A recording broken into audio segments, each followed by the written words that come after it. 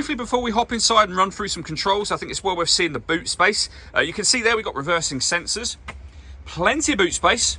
We've also got that 60/40 split folding rear seat, should you wish to increase this space even further.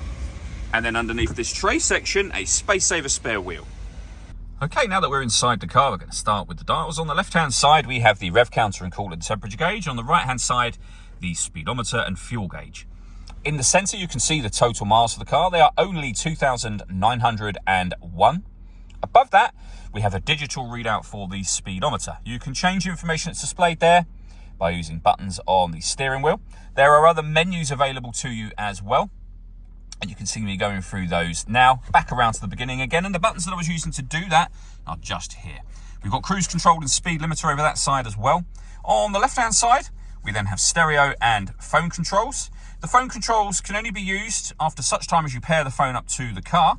And that is done over on the touchscreen in the center just here. Hit the phone icon and then follow the instructions on screen, which we are not going to do for now. When it comes to music, we have, of course, got the radio. This car has got DAB, FM and AM radio available within it. If you want to listen to your own music, you can do. Just come back out to the home screen. You would then hit the media section just there, and you can listen to it via any of the devices you see being shown on the screen. So we've got the radio, which we already know about, Bluetooth audio, Apple CarPlay and Android Auto, auxiliary input, USB input as well, and also sounds of nature, should you wish to have that.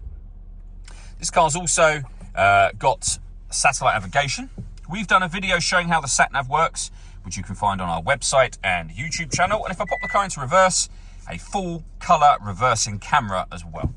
Working our way down, we then have dual zone climate control. So you can adjust the passenger temperature, driver temperature. You can increase, decrease the fan speed as well.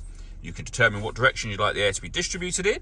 That button turns your air conditioning on, and it will turn it off again, of course. Or hit auto. The car will now maintain the temperatures you've asked for by taking full control of the fan speed and the direction of the air. Any manual adjustment will turn auto off straight away and allow you to put it back on your own settings. Below that, we have two 12-volt charging sockets, auxiliary and USB inputs, a 6-speed manual gearbox, and then these buttons just here. So you can turn the parking sensors on and off.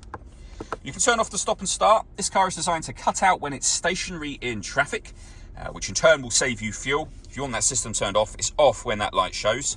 And then these two buttons, starting with this one, I will show you up on the main screen. So you can turn on and off your downhill brake control, and you can change the driving or the steering mode from sport to normal as well. All that leaves me to say is thank you for taking the time to watch this video. If you'd like to come and see this ULEZ compliant car for yourself and have a test drive, please feel free to call either of our MJA sites. We'd love to hear from you soon.